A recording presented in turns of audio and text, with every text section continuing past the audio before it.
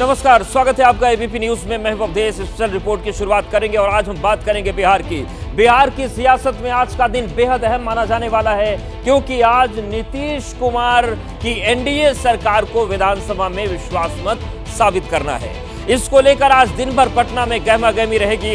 इसकी शुरुआत बीती रात हो चुकी है, जब तेजस्वी यादव के घर पुलिस पहुंच गई। बिहार में फ्लोर टेस्ट से पहले खलबली का माहौल है। तेजस्वी यादव के घर पहुंची पुलिस। बीती रात तेजस्वी के घर पुलिस पहुंची थी।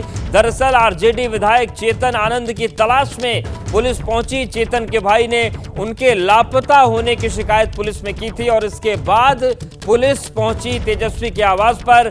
और ये देखिए तस्वीर हम आपको दिखा रहे हैं बीती रात उस वक्त की ये तस्वीरें हैं जब पुलिस तेजस्वी यादव के आवास पर पहुंची और जब बाहर निकली तो मीडिया से बिना बात किए, सवालों का जवाब दिए बिना वहां से चली गई।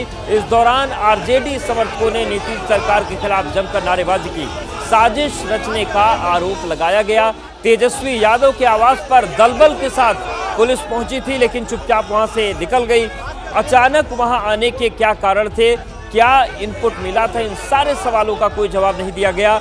पुलिस के वहां से निकलते ही आरजेडी के कार्यकर्ताओं ने अलग अलग सोशल मीडिया प्लेटफॉर्म पर चेतन आनंद के क्रिकेट खेलने का वीडियो वायरल किया। तो देखिए दो तस्वीरें हैं। दरअसल चेतन आनंद के भाई ने लिखित शिकायत की कि उनके भाई लापता हैं और इसी सिलसिले में पुलिस तेजस्वी यादव के आवास में पहुंची। अब आरजेडी का कहना है कि ये सब जो तमाम हथकंडे हैं नीतीश सरकार के वो अपनाए जा रहे हैं। वहीं दूसरी तरफ इस पूरे घटनाक्रम के बाद चेतन आनंद का जो वीडियो था वो उनके समर्थकों ने वायरल किया।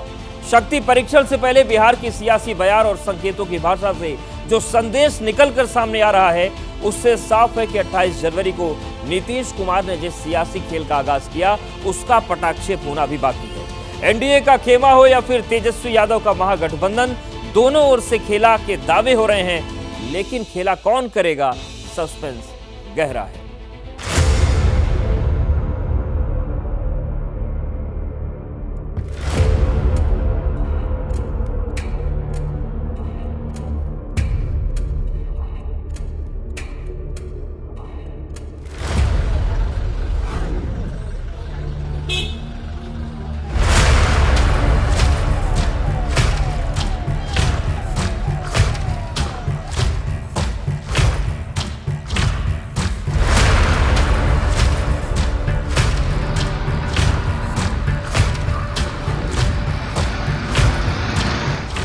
खेल शुरू हुई है, अभी खेल बाकी है।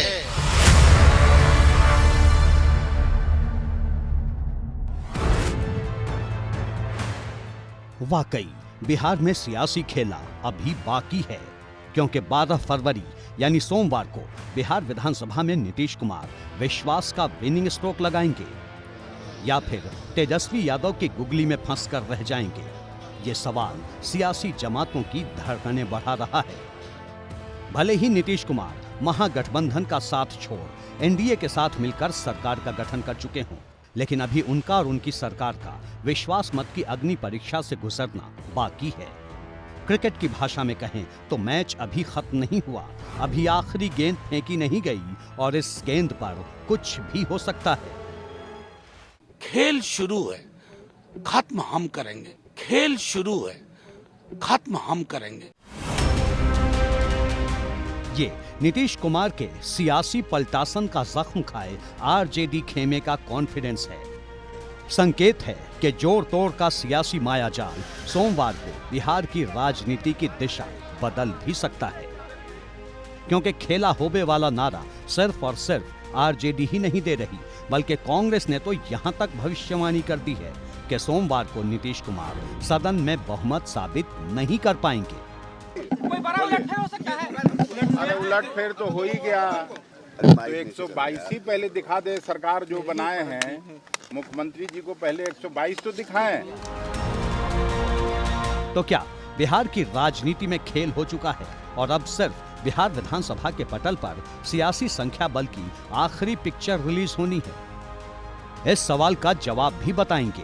पहले देखिए मौजूदा वक्त में सत्ता पक्ष और विपक्ष के पास कितने विधायक हैं। सरकार में शामिल बीजेपी के विधायकों की संख्या 78 है, वहीं जेडीयू के पास 45 विधायक हैं, जबकि जीतनराम मांझी की पार्टी हम के 4 विधायक भी नीतीश कुमार के साथ हैं। इसके अलावा नीतीश कुमार को एक निर्दलीय विधायक सुमित सिंह का भी समर्थन हासिल है। नीतीश कुमार का समर्थन कर रहे कुल विधायकों की संख्या है 128, जबकि 243 विधायकों वाली बिहार विधानसभा में बहुमत के लिए सिर्फ 122 विधायक चाहिए। दूसरी तरफ महागठबंधन में शामिल दलों के पास मौजूद संख्या बल बहुमत से कहीं ज्यादा पीछे है। विधानसभा में आरजेडी के पास सबसे ज्यादा 79 विधायक हैं। 19 विधायक कांग्रेस के हैं, जबकि वामपंथी दलों के कुल 16 विधायक हैं। इन सभी विधायकों को जोड़ लें तो कुल संख्या 114 तक पहुंचती है। ऐसे में सवाल है, क्या सत्ता पक्ष के कुछ विधायक दल बदलने वाले हैं?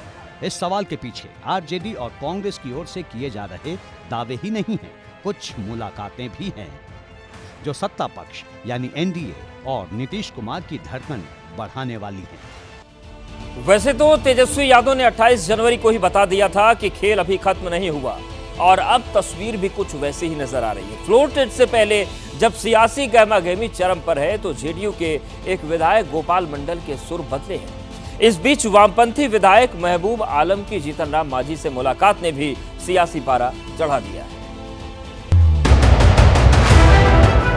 ये सबको पता है कि जो खेला शुरू किया गया उसका अंत होगा, और खेल अभी बहुत बाकी है। और ये बिहार है, यहाँ सब दिन ऑपरेशन लोटस पर भारी पड़ा है ऑपरेशन लालटेन। शनिवार को अचानक भारतीय कम्युनिस्ट पार्टी माले के विधायक महबूब आलम जीतनराम मांझी से मुलाकात करने पहुंचे। तब सियासी हलचल भी तेज हो गई। सवाल उठा, क्या जीतनराम मांझी एनडीए छोड़ तेजस्वी यादव का हाथ मजबूत करने वाले हैं? हालांकि इस मुलाकात के तुरंत बाद जीतनराम मांझी ने पहले ट्वीट किया, फिर बयान जारी कर बता दिया कि उनका स्टैंड क्या है। देखिए, वो साथी विधायक हैं और हमारा संपर्क विधानसभा में, चूँकि ओल्डेस्ट वन हम हैं, सब लोग हमसे मिलते जुलते रहते हैं। वो आए थे हमारे पास, वार्ताएं हुई है। पुराने जो सामंतवादी हैं उनसे जो नव सामंतवादी होते हैं ज़्यादा खतरनाक होते हैं। तो भाई, मैं नव सामंतवादी के चंगुल में नहीं फंसना चाहते हैं। हम जहाँ हैं, हमारे चारों विधायक वहाँ हैं, हमारे 2 विधायक जो बाहर हैं आ जाएंगे, हमारे राष्ट्रीय अध्यक्ष भी जाएंगे। यानी जीतनराम मांझी का स्टैंड क्लियर है, लेकिन ये भी एक तथ्य है कि राजनीति में दल और दिल बदलते देर नहीं लगती। जैसे इन दिनों जेडीयू विधायक गोपाल मंडल के सुर बदले हुए हैं। गोपाल मंडल वैसे तो नीतीश कुमार की पार्टी के विधायक हैं, कई मौकों पर नीतीश कुमार के साथ खड़े रहने का दावा भी कर चुके हैं, लेकिन फ्लोर टेस्ट से ठीक पहले उन्हें लालू यादव बैकवर्ड के बड़े नेता और तेजस्वी यादव छोटे भाई नजर आने लगे हैं। अब तो यही कहा जा रहा है कि एक विधायक इंपॉर्टेंट, एक विधायक खिसका इधर से उधर हुआ नहीं कि फिर बाजी पलट गई। इसीलिए पूछ रहा हूँ कि आपको क्या कहा गया था? अरे हमको कुछ नहीं कहा गया था। तेजस्वी हमारा छोटा भाई है, उन्होंने बुलाया, हम उनसे मिले, लालू जी से मिले। लालू जी महान हैं, तेजस्वी आपके छोटे भाई हैं। आपका जो हृदय है उसमें आरजेडी के लिए बहुत ही प्रेम और उनके नेताओं के लिए भरा हुआ है। तो ऐसा हृदय फ्लोर टेस्ट के समय में ऐसा तो नहीं हो सकता है कि उधर चला जाए, क्योंकि इतना प्रेम है आपके हृदय में? देखिए, बात ये है, ये तय हो गया, इसमें 2 मत नहीं है। ये बहुमत नीतीश जी के पक्ष में सारा रहेगा। जितने भी इधर उधर हैं सब मेरे कांटेक्ट में हैं, सबको आना है, सबने हाजिरी दे दिया। कोई फ़ोन कर दिया, हम आ रहे हैं, आज तक आ जाएंगे। गोपाल मंडल जेडीयू के उन विधायकों में से हैं जो नीतीश कुमार के एनडीए में आने के बाद भी तेजस्वी यादव से मुलाकात करने पहुंचे। ये बात खुद गोपाल मंडल भी कबूल करते हैं। ऐसे में सवाल कहीं ज्यादा बड़ा हो जाता है, क्या फ्लोर टेस्ट के वक्त जेडीयू के विधायक ही नीतीश कुमार के साथ खेल कर देंगे? जेडीयू कोटे के मंत्री विजय चौधरी के सरकारी आवास पर पटना में जेडीयू विधायक दल की जो बैठक है वो शुरू हो गई है। कई विधायक अभी यहां आ चुके हैं। 12 तारीख को नीतीश सरकार को बहुमत हासिल करना है, उसके पहले ये बैठक हो रही है। बैठक काफ़ी अहम मानी जा रही है। बड़ा सवाल ये है कि क्या नीतीश सरकार 12 फरवरी को बहुमत हासिल करेगी या नहीं, ये बड़ा सवाल है और इसी पर सबकी नज़रें जो है वो टिकी हुई हैं। कल भी जो है जेडीयू कोटे के मंत्री श्रवण कुमार के सरकारी आवास पर जेडीयू विधायक दल की बैठक हुई थी। उसमें करीब 5 विधायक जो हैं वो नहीं पहुंचे थे, जिसमें गुंजेश्वर शाह, बीमा भारती, शालिनी मिश्रा, सुदर्शन और डॉक्टर संजीव शामिल थे। तो क्या आज वो लोग आएंगे, ये भी देखना होगा। लेकिन कई और बड़े चेहरे जो हैं वो बैठक में आए हैं। गोपाल मंडल जो है लगातार जो सरकार के खिलाफ में बोलते हैं, वो भी बैठक में जो है वो शामिल हुए हैं। कई और विधायकों के आने का जो सिलसिला है वो जारी है। 20 विधायक बंबई में है। हाँ, नहीं 20 विधायक बंबई में है। 20 विधायक। यानी फ्लोर टेस्ट के वक्त खेल होना तय है, लेकिन कैसे और किस रूप में, ये तस्वीर अभी साफ नहीं।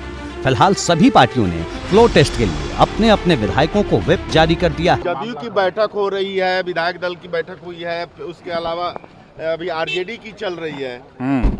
क्या कहेंगे, कांग्रेस की कब चलेगी पटना में? कांग्रेस की बैठक रोज चलती है। इधर सभी पार्टियों ने विधायकों के साथ बातचीत और बैठकों के जरिए ये सुनिश्चित करना शुरू कर दिया है कि फ्लोर टेस्ट के दौरान वो अपनी पार्टी के साथ खड़े नजर आए। सबसे बड़ी तैयारी आरजेडी की है। तेजस्वी यादव ने अपने सभी विधायकों को 5 देश रत्न मार्ग वाले आवास पर बुला लिया है। विधायकों से बातचीत हो रही है, रणनीति पर चर्चा हो रही है और साथ में बज रहा है ये गाना, न छेड़ो हमें, हम सताए हुए हैं। न छेड़ो हम सताए हुए,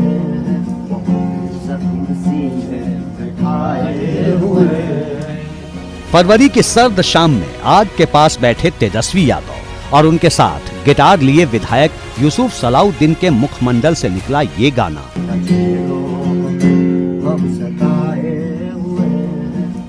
आरजेडी की हालत पर बिल्कुल सटीक बैठता है।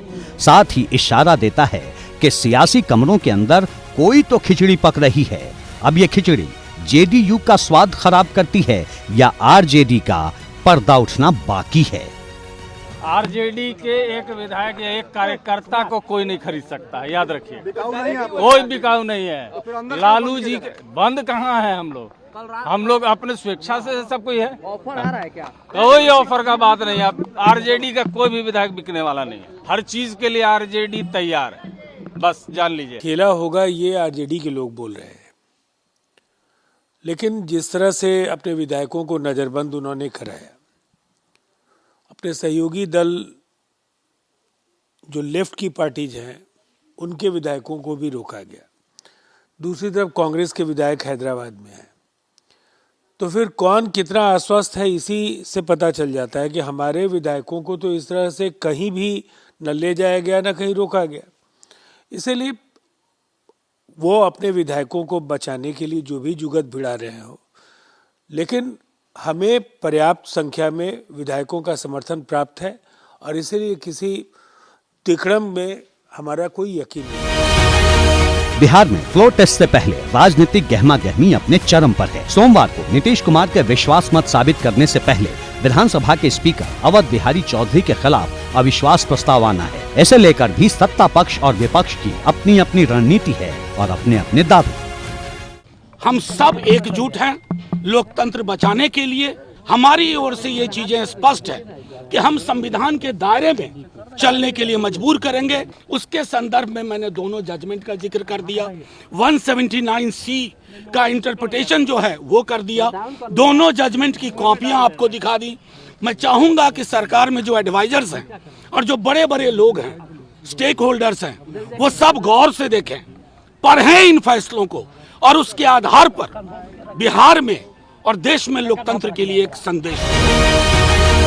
सही मायनों में कहें तो फ्लोर टेस्ट से पहले स्पीकर अवध बिहारी चौधरी के खिलाफ अविश्वास प्रस्ताव का फैसला ये तय कर देगा कि विश्वास मत किसके साथ है, क्योंकि अवध बिहारी चौधरी को उनके पद से हटाने के लिए भी वही संख्या बल चाहिए जो विश्वास मत साबित करने के लिए, मतलब 122 विधायक। देखिए, डरे सहमे लोग हैं, वो भयभीत हैं कि मेरा विधायक खुट्टा उखाड़ कर करके भाग जाएगा, क्योंकि वो वंशवादी भ्रष्टाचारी की जमात में रहना नहीं चाहता, उब चुका है।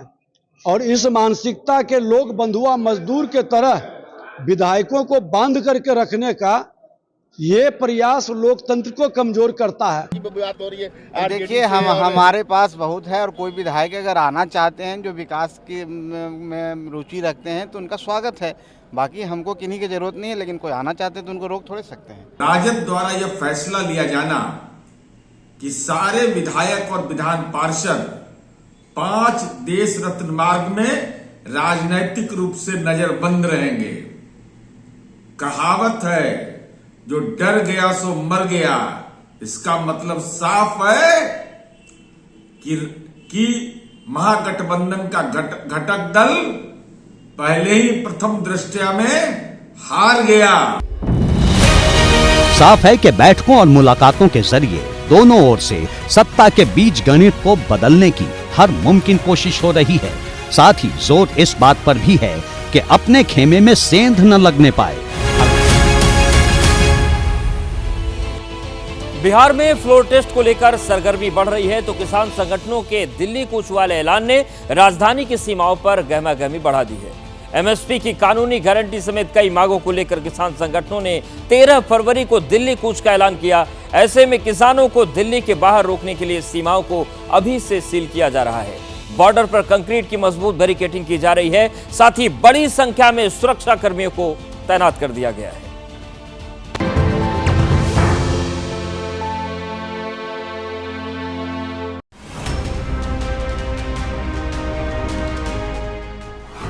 सड़क पर कंटीले तार,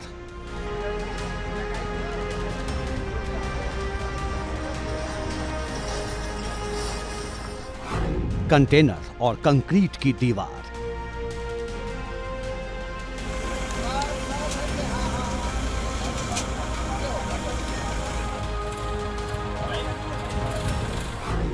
सिक्योरिटी ऐसी कि परिंदा भी पर न मार सके।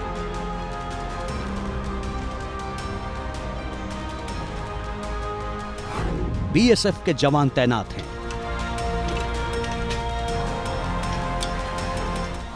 आरएएफ मुस्तैद है।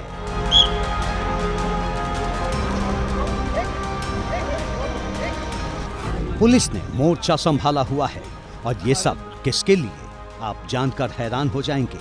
पूरी तैयारी 13 फरवरी को किसानों के दिल्ली कूच को रोकने के लिए है।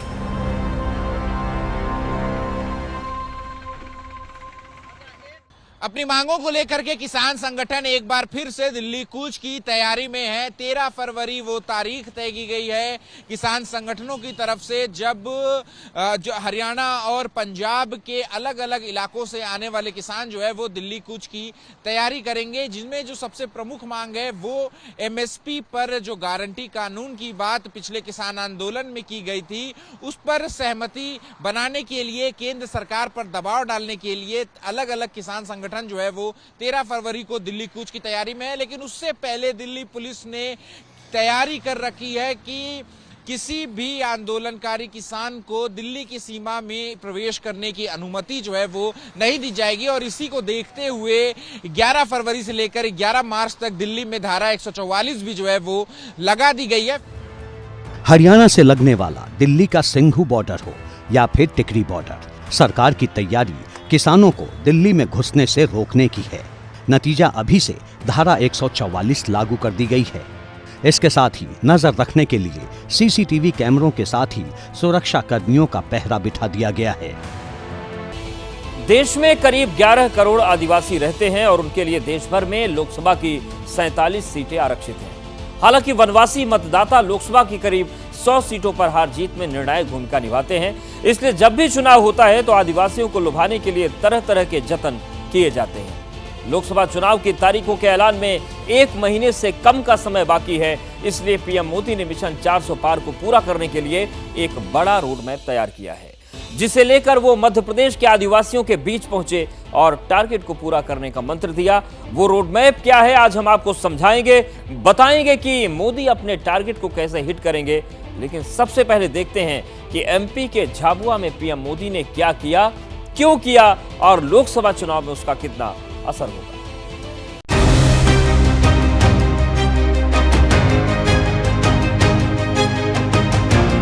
विपक्ष के बड़े बड़े नेता पहले से ही नेता विपक्ष में बोलने लगे हैं, संसद में बोलने लगे हैं, 24 में 400 पार, 24 में फिर एक बार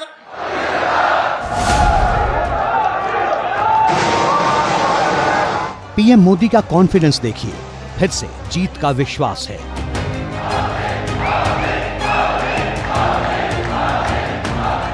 जनता का विश्वास एक बार फिर हासिल करने के लिए मोदी निकल पड़े हैं, हैट्रिक लगाने के रास्ते पर चल पड़े हैं। फिर एक बार, फिर एक बार।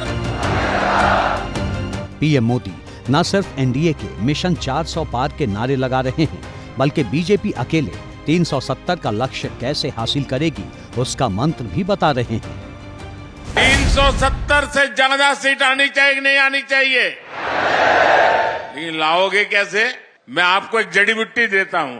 आपके पोलिंग बूथ में जितने वोट ज्यादा पहले मिले थे, उसमें इस बार मेहनत करके 370 वोट ज्यादा लाना है। मोदी के जड़ी बूटी वाले फॉर्मूले को समझने से पहले उस जगह के बारे में जानना जरूरी है जहां पर पीएम मोदी ने वोट बैंक के गणित को समझाया। यह मध्य प्रदेश के झाबुआ का इलाका है। 6,782 वर्ग किलोमीटर में फैला झाबुआ आदिवासी जिला है।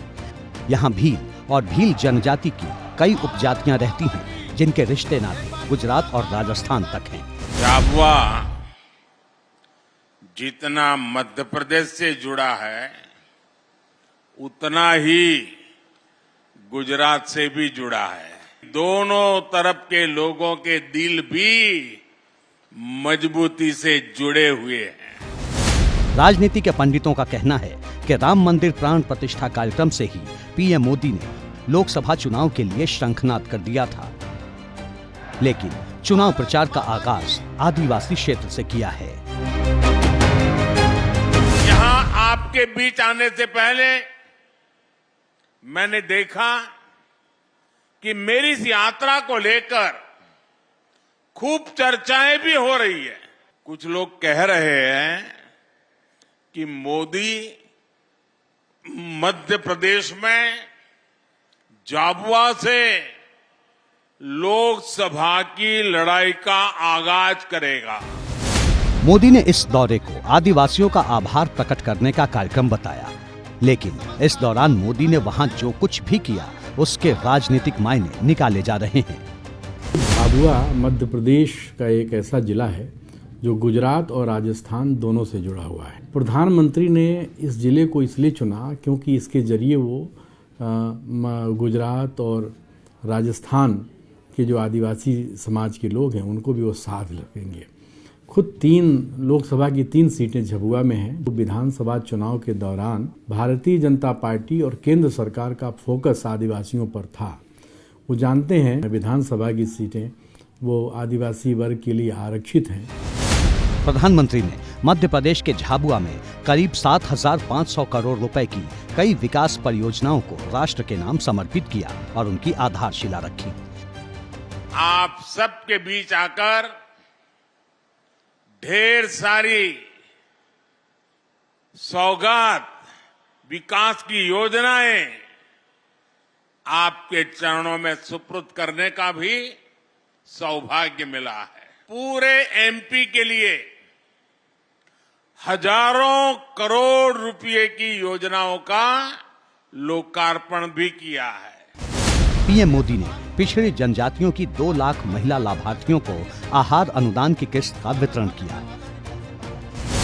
पीएम स्वामित्व योजना के 1,75,000 लाभार्थियों को दस्तावेज दिए।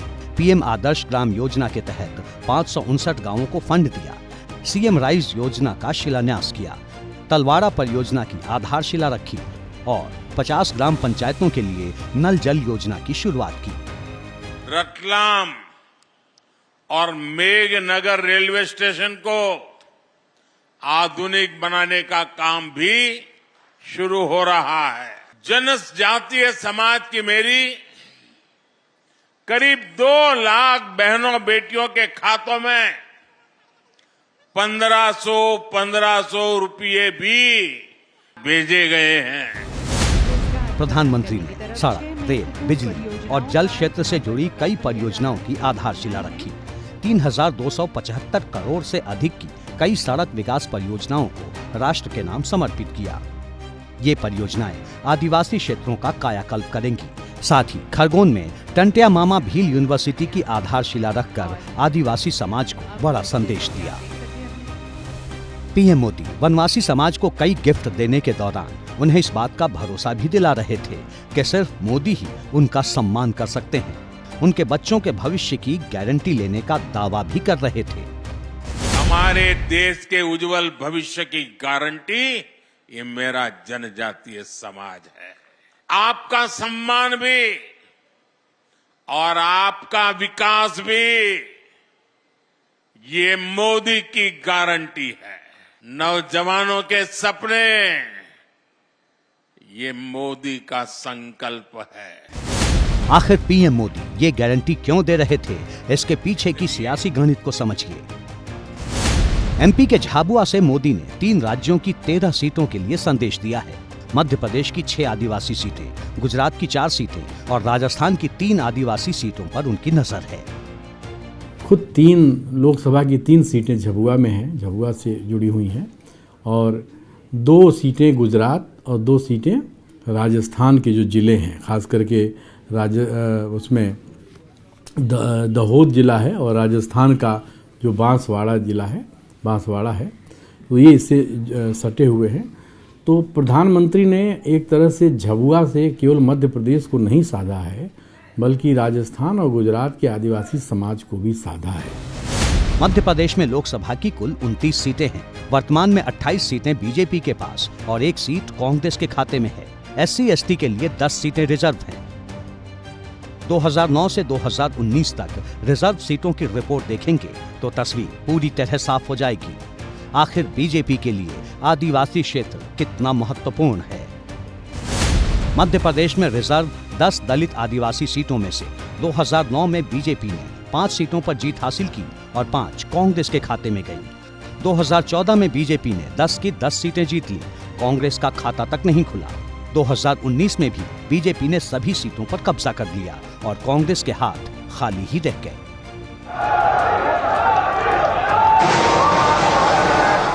पीएम मोदी इस बार बड़ी जीत की तैयारी में है। वो ये चाहते हैं कि कोई कसर नहीं छेड़ी जाए।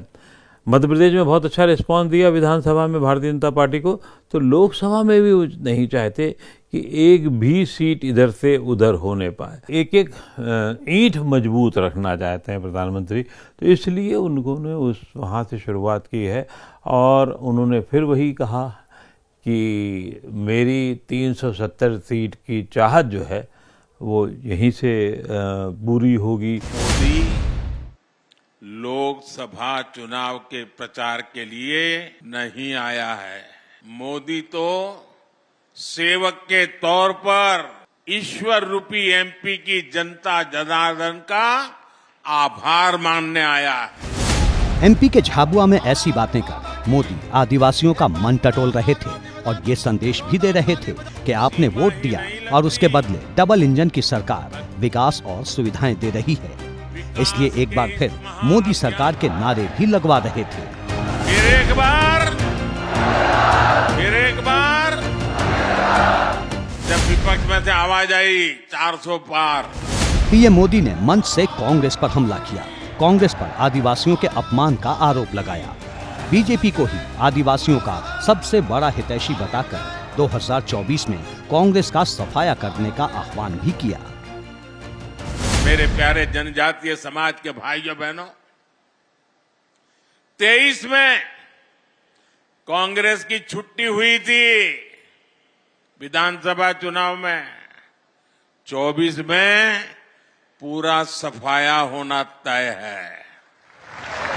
इस वक्त की बड़ी खबर का रुख करते हैं। कतर में भारत की बड़ी कूटनीतिक जीत हुई है। कतर ने 8 पूर्व भारतीय नौसैनिकों को रिहा कर दिया है और भारत ने रिहाई के फैसले का स्वागत किया है। कतर से 8 में से 7 पूर्व नौसैनिक भारत लौट आए हैं। ये तस्वीरें हम आपको दिखा रहे हैं और ये तस्वीरें इसलिए महत्वपूर्ण हैं क्योंकि इन नौसैनिकों को पहले सजा सुनाई गई थी, सजा का ऐलान हुआ था, लेकिन भारत के कूटनीतिक हस्तक्षेप के बाद पहले सजा में माफी मिली, ढील मिली और उसके बाद आप देखिए अपने वतन ये पूर्व ये जो नए नौसैनिक आ गए हैं। तो ये तस्वीरें हैं और ये तस्वीरें बताती हैं कि भारत की जो कूटनीति है, जो विदेश नीति है, वो किस तरीके से दुनिया पर असर डाल रही है। और कतर में भारत की बड़ी कूटनीतिक जीत हुई। कतर ने 8 पूर्व भारतीय नौसैनिकों को रिहा किया है। भारत ने रिहाई के फैसले का स्वागत किया है और कतर में 8 में से 7 जो पूर्व नौसैनिक हैं वो भारत आ चुके हैं, अपनी सरजमीं पे कदम